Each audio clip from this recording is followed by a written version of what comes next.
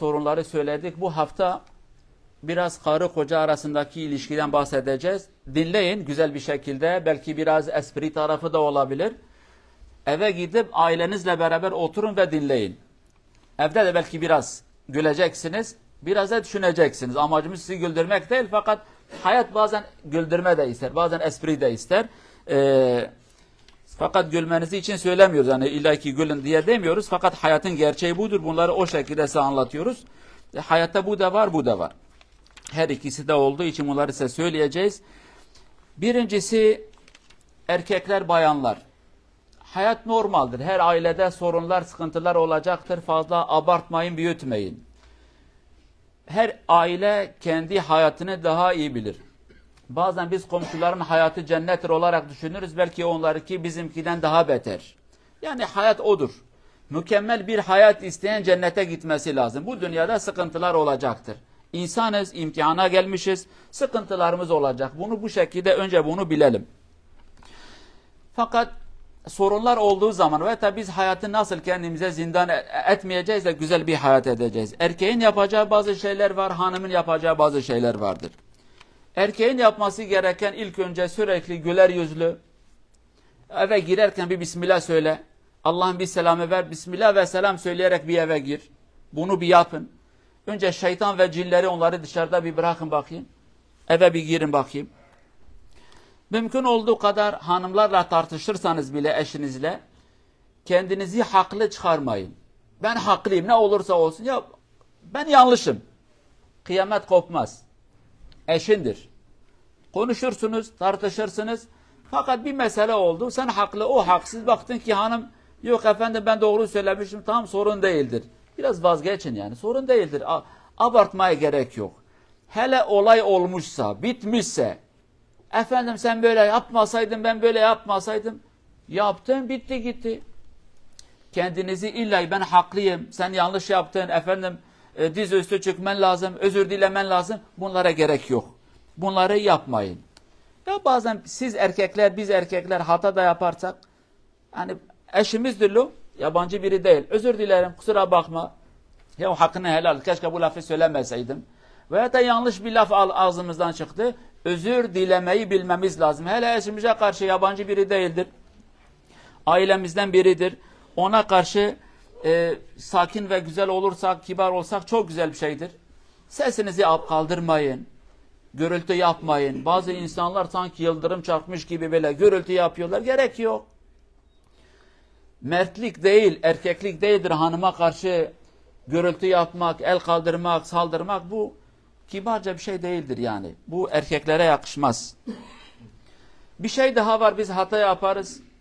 Hanımın pozitif taraflarını övmüyoruz. Eksiklerini sürekli yüzüne vururuz. Bunu yapmayın. Hanımlar güzel bir şey yaptı, teşekkür edin. Yanlış bir şey yaptı, yüzünüzü kapatın. Hayat budur. Veyahut da uyarmak istediğin zaman, eğer o yaptığı hata 2 kelimelik bir uyarı istiyorsa 2 kelime söyleyin. Bir saat konuşmayın. 2 kelime söyleyin, bitti gitti, uzatmayın. Biz bazen çok uzatırız. Yani 2 kelimelik bir hata biz bazen 2 saat eleştiri yerden yere vur. Gerek yok. Tabi erkeklerin bir özelliği daha vardır. O da güzel bir şeydir. Erkekler genellikle konuşmalarını ölçüyorlar, tartıyorlar, söylüyorlar. Burada bayanların bir sıkıntısı var. Birçok bayan düşünmeden söyler. Kürtçe bir laf diyordu. Buradaki o bir tane düğün vardı Boğaz'da. Diyor ki bayanlarınki bu yok. Gerçekten bu yoktur yani. İşte bir tabir diyor ki bayanlarınki olmadığı için direktmen laf çıkıyor yukarıya. Erkeklerinki burada bir süzgeç gibi bir şeydir. Tartıyor. Oldu yok, münasip değildir, söyleme. Bayanlarınki söyler. Ondan dolayı kelimelere dikkat edin. Evde hanımın karşısında başka, hatta annenizi bile övmeyin. Ya anne bunu ne kadar güzel yaptı, bacım bunu ne kadar güzel yaptı. Söylemeye gerek, söylemeyin. Bayan kızıyor yani. Biz erkekler de aynı o şekilde. Bir bayan sürekli yanımızda, ya babam bunu ne kadar güzel yapardı, abim bunu ne kadar güzel yapardı. Biz de deli olacağız. Her ne kadar annesi, babası veya da abisi, kardeşi ise bile biz de kızacağız. Bayan da aynı o şekilde kızar. Annenizin yanında, bacınızın yanında, komşuların yanında kim olursa olsun hanımınızı küçük düşürmeyin. Onu savunun.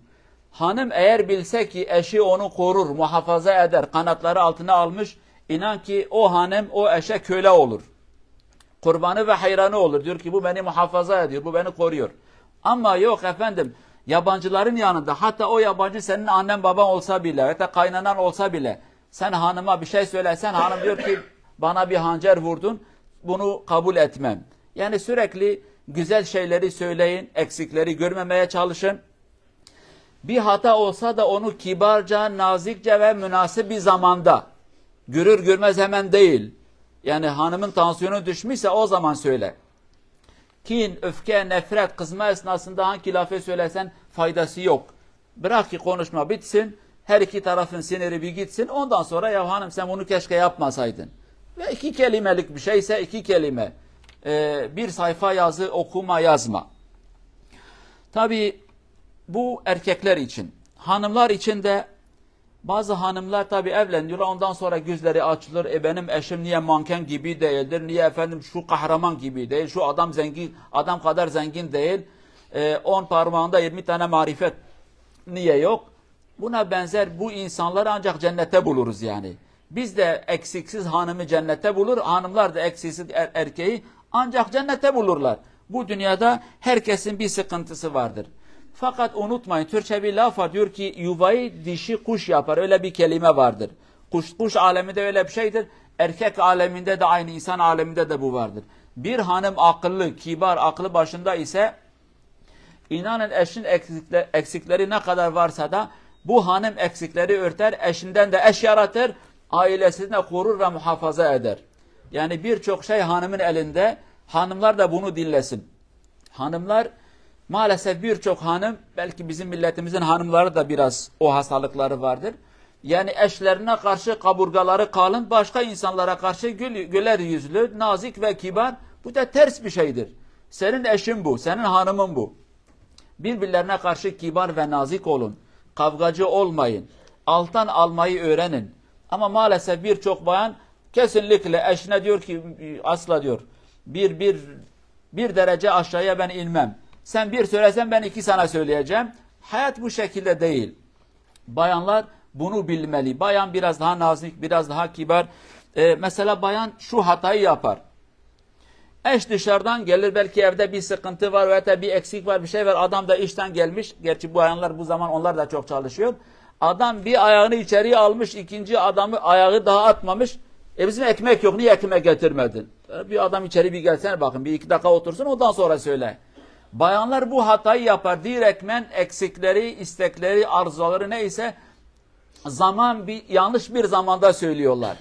Bayanlar buna biraz dikkat etmeleri gerekir. Bayanlar bu usta biraz diyor ki şimdi aklıma geldi, ben söyleyeceğim. Ya 2 saat sonra söyleseydin biraz nefes alırdım, gider getirirdim. Veya da daha işteyken, daha eve gelmeden söyleseydin ben yol üstünde alırdım. Bu hususta bayanlar bir sıkıntıları vardır. Güler yüzle eşlerinizi bir karşılayın. Maalesef bayanlar bunu yapmaz. Hanımlara söyleyin, yani evde bu akşam bu sohbeti dinleyin, beraber bu şekilde yapsınlar.